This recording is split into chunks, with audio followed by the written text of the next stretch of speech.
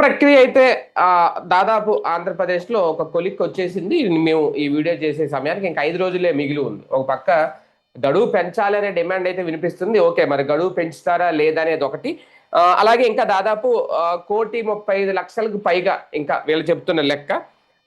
ఇంకా ఎమ్యూనరేషన్ పత్రాలైతే అందలేదు అనేది మొత్తం ఇప్పటి వరకు 2,00,00,000 చిల్లరెంతో వీళ్ళు ఒక లెక్క చెప్తున్నారు. 2,88,00,000 చిల్డ్రన్‌తో అంతవరకే మాత్రం అందాయి అనేది. అయితే ఇందులో ఇప్పుడు ఇన్ని రోజులు ఈ ప్రక్రియ కొనసాగిన నేపథ్యంలో ఓటుకి భద్రత లేకుండా పోయింది చాలా వరకు అనేది ఒక వాదన. రాజకీయంగా అధికార పక్షంలో వీళ్ళున్నారు కాబట్టి కూటమి వాళ్ళ ఓట్లను కాపాడుకుంటున్నారు. వైసీపీ ఓట్లే ఎక్కువ డ్యామేజ్ అవుతున్నాయి, ఎక్కువ తొలగించే ప్రయత్నం చేస్తున్నారు అనేది మరో వాదన. కానీ ఓటర్ విషయంలో మాత్రం నిజంగా ఓటుకు భద్రత ఉందా లేదా, ప్రక్రియ వల్ల కొంత లాభం కొంత నష్టం లేకపోలేదా, ఈ అంశాల మీద చర్చించే ప్రయత్నం చేద్దాం. ప్రక్రియ ప్రారంభం అవ్వకముందు అయ్యి ఇన్ని రోజులు గడిచిన తర్వాత చూస్తే కొన్ని ఇబ్బందులు, కొన్ని అంటే వెసులుబాట్లు ముందు అనుకున్న దానికి ఇప్పుడు దానికి కొంచెం తేడాలు అయితే కనిపిస్తున్నాయి.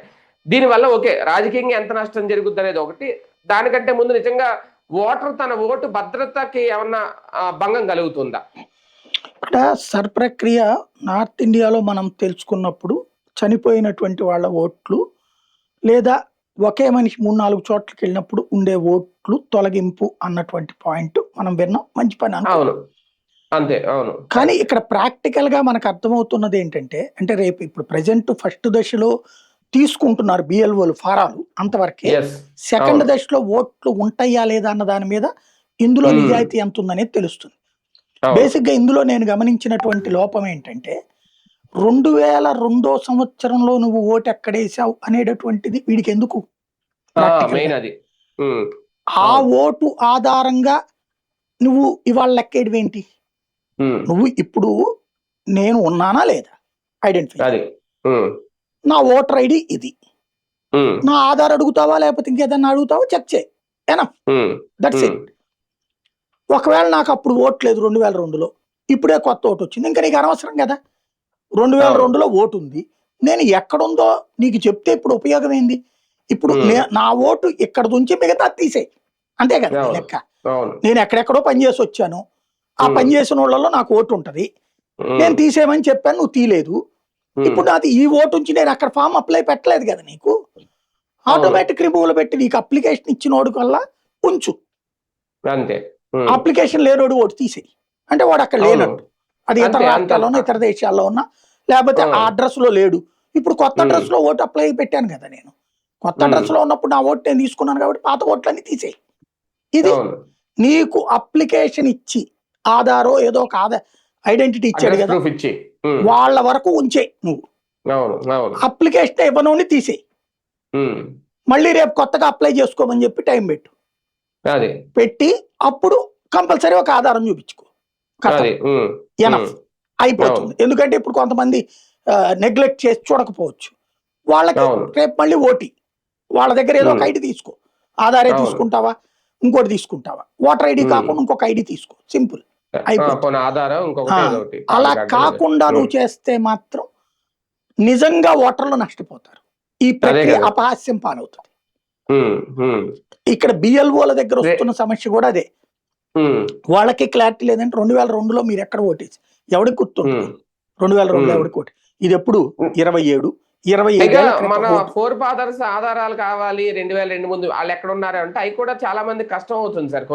ఇంకోటి ఫోర్ ఫాదర్స్ అడ్రస్ నీకెందుకు, వాడు చచ్చిపోయి కదా, నువ్వు వెళ్ళి చెక్ చేసి వస్తావు అక్కడ. ఇక్కడ నేనున్నానా లేదా, నేను బతుకున్నానా లేదా, నాకు సంబంధించిన ఐడి ఉందా లేదా, ఇజ్జాలి కదా.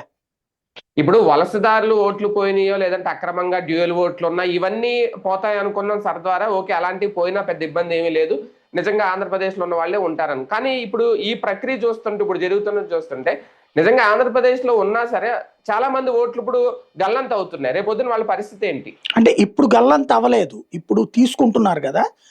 రేపు ఈ తర్వాత ఫస్ట్ లిస్ట్ అనౌన్స్ చేస్తారు, సర్ది చెక్ చేసి అప్పుడు తేల్తది వీళ్ళు నాటకం ఆడుతున్నారు నిజం చేస్తున్నారు అన్నటువంటిది. అప్పుడు గనక ఆల్రెడీ ఈ సర్ఫామ్ ఇచ్చి కూడా తీసేశారనుకోండి, అది సో పార్టీ వాళ్ళదన్నో ఇంకోటన్నో ఖచ్చితంగా మోసం జరిగినట్టు. ఈ లోపుగా అపనమ్మకం చేయడానికి లేదు. వాళ్ళకి ఆ ప్రాసెస్ మాత్రం అది రాంగు. నేను అబ్జర్వ్ చేసినంత వరకు 2002లో నువ్వు ఓటు ఎక్కడ వేసావో చెప్పు, ఒకవేళ అది లేకపోతే మీ తాత పేరేంటి, మీ నాయనమ్మ పేరేంటి అంటే, ఓకే మా తాత పేరు చెప్తా, మా నాయనమ్మ పేరు చెప్తాను, నువ్వు అక్కడికి వెళ్ళి కనుక్కుని వస్తావా మా తాతని ఇప్పుడు వాళ్ళు నాయనమ్మ? ఉండరు. ఉండరు. ప్లస్ ఆ, అసలు ఇది ఇవాళ ఉమ్మడి కుటుంబాలు ఎక్కడ ఉన్నాయి, ఇంకోటి ఆ, అది ఏమన్నా సొంత ఇల్లు అందరికీ ఎక్కడ చచ్చినాయి, వెళ్ళి అవును. నువ్వు ఇప్పుడు మా తాతలు కనుక్కురావడానికి. మామూలు అయితే లేరు ఒక అదే రకంగా. మా ఫాదర్ కూడా మా లేరు. తాతయ్య నేను పుట్టక ముందే పోయారు. ఇప్పుడు మమ్మల్ని అడుగుతున్నారు అక్కడ ఆధారం తెమ్మని. వాళ్ళ ఉమ్, వాళ్ళ ఓటర్ ఐడీలు ఎక్కడ ఉన్నాయో నాకు తెలియదు. ఉమ్. ఎలా తీసుకురావాలి, ఎలా తీసుకొచ్చి నా ఓటు నేను కాపాడుకోవాలి? అది అది అది ఇక అవసరం లేదనుకుంటున్నా, వాళ్ళ ఓటు ఉమ్, ఆధారం అది. ఉమ్. మనది కూడా పాత ఓటు ఉండదు కదా అప్పుడు, ఐడి కార్డులు ఎవడు ఇచ్చాడు, ఫోటో కార్డులు. అంటే వీళ్ళు మొత్తం 8 ఎన్నో పెట్టారు కదా సార్ లిస్టు. ఇందులో ఏదో ఒకటి తీసుకురండి అంటున్నారు. ఆధార్ అందులో కార్డు ఏది తీసుకెళ్తే ఓకే అంటున్నారు అక్కడ. మనది వరకు ఓకే. మా ఉమ్. మా ఫాదర్దో మా తాత 2002 ఎక్కడ ఉన్నారు ఏంటి ఈ లిస్ట్ కావాలంటే కొంచెం కష్టమే అవుతుంది అవన్నీ అసలు అది అది తీసుకురావడం. కుదరదు, వాళ్ళ ఐడెంటిటీలు మన అదే దగ్గర అంటున్నా. ఎందుకు ఉంటాయి బేసిక్ గా, అదే కదా. జరగదు అది. అవును. అంటే అంటే ఎంత స్ట్రిక్ట్ ఎందుకు చేస్తున్నారు సార్? ఒకవేళ ఇది ఎలక్షన్ కమిషన్ నిర్ణయమే అన్న పోనీ రాజకీయాలు లేవు అనుకుందాం, ఇందులో ఇంత స్ట్రిక్ట్ ఎందుకు? అంతే నేను అనుకోవడం, అది తలతెక్క నిర్ణయం. ఎవడో అది ఎలక్షన్ సంఘంలో కూడా బుర్రా బుద్ధి లేనోడు ఎవడో పెట్టుంటాడు అది. ఉమ్, అదేంటంటే అక్కడ కోసం పెట్టుంటారు. ఏది అవును. ఈశాన్య రాష్ట్రాలు, ఉత్తరప్రదేశ్ లాంటి చోట్ల పశ్చిమ దొంగ ఓట్లు, బెంగాల్లోనూ. బెంగాల్ ఆ, లాంటి వాళ్ళ కోసం పెట్టుంటారు.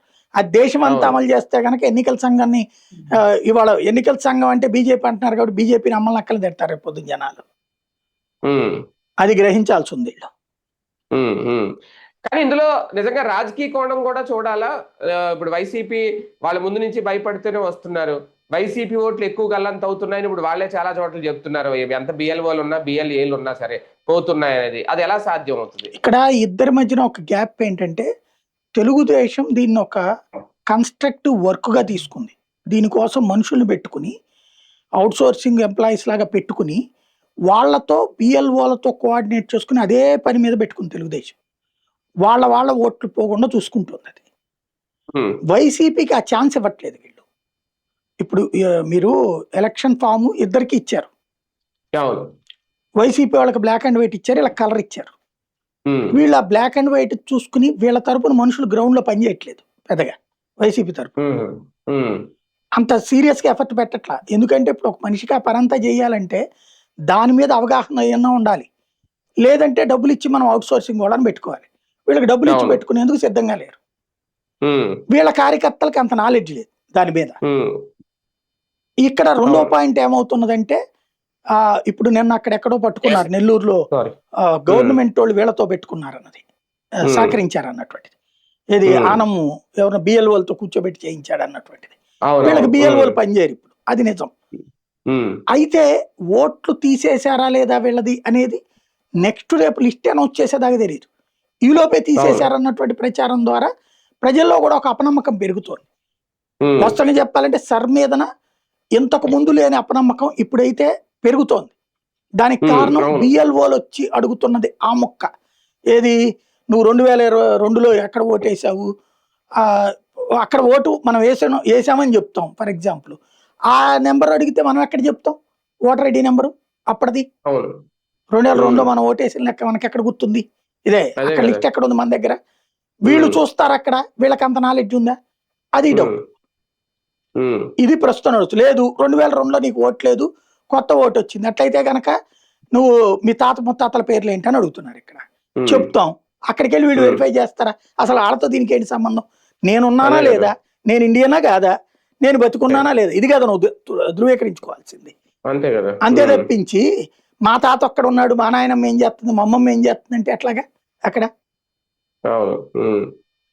సార్ ఒక రకంగా సర్ ద్వారా కంప్లీట్ గా డిజిటలైజేషన్ ప్రక్రియ నడుస్తోంది కంప్లీట్ గా. అది రాజకీయంగా చూసుకున్న ఓటు భద్రత ప్రకారం చూసుకున్న మంచికేనా భవిష్యత్తులో అది నిజంగా ఆ లక్ష్యం మంచిది, నేను చెప్పినట్టు డిజిటలైజేషన్ అనేది? డిజిటలైజేషన్ మంచిది, భవిష్యత్తులో ఉమ్, తేలుతుంది, ప్రాబ్లం లేకుండా ఉంటుంది. ఉమ్, అయితే ఈ సర్ అనేటటువంటి దాంట్లో ఈ అపప్రద పోగొట్టుకోవాలి. అంటే ఉమ్, మనిషి ఓటు ఐడి ఉందండి, ఫామ్ ఇచ్చారు, ఉమ్, ఒక ఐడి తీసుకో ఎనఫ్. నీ ఉమ్, పాత చరిత్రలు అడగద్దు, 2002 ఓటు ఎక్కడ ఉంది ఇవన్నీ.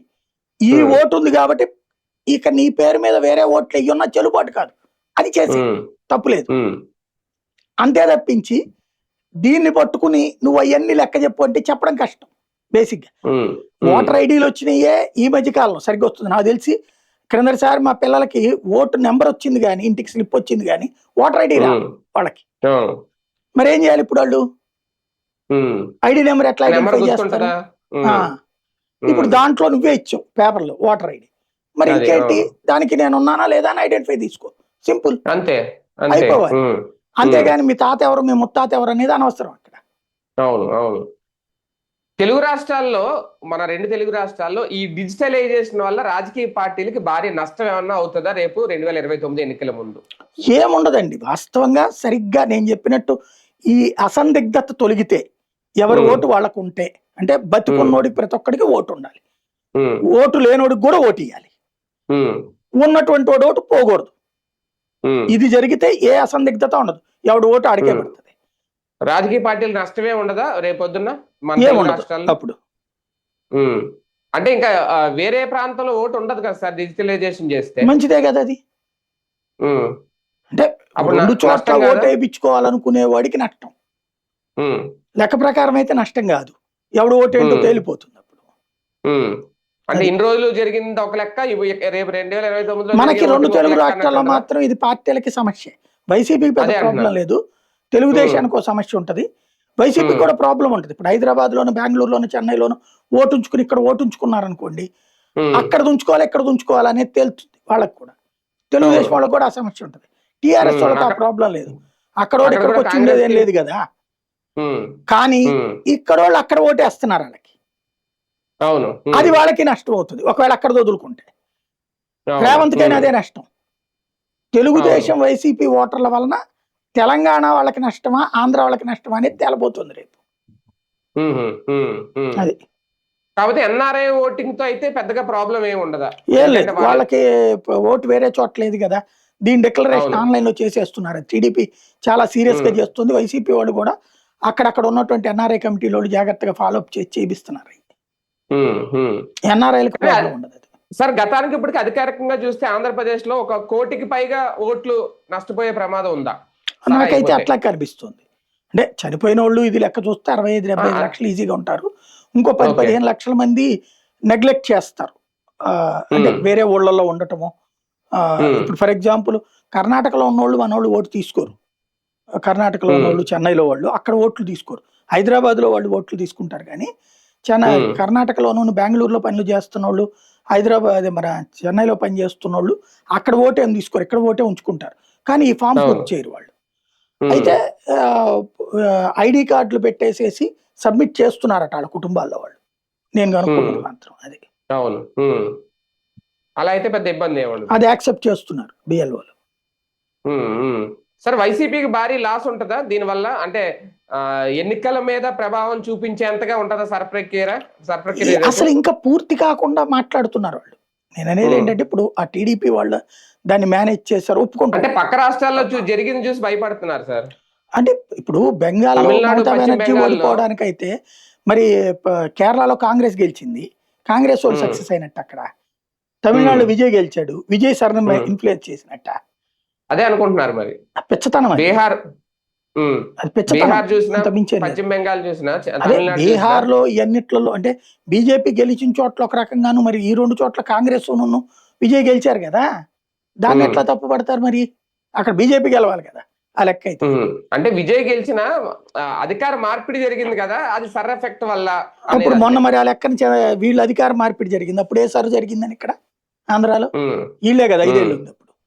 అవును. ఉమ్, దానికి దీనికి సంబంధం లే, కాకపోతే దీని తర్వాత ఒక సమస్య వస్తుంది. ఇప్పుడు రేపు ఉమ్. లిస్ట్ రిలీజ్ చేశాక వాళ్ళ ఓట్లు పోతే పెద్ద వివాదం అవుతుంది, నో డౌట్ అందులో. అవును. అప్పుడు తీస్తారు ఎమ్మెల్యే క్యాండిడేట్లు అందరూ, అప్పుడు ఉహు. వీళ్ళందరూ జనం కూడా వెళ్తారు వాళ్ళ దగ్గరికి, లేదా వీళ్ళే ఫాలో అప్ చేసుకుంటారు, అదంతా నడుస్తుంది అప్పుడు. అవును అవును.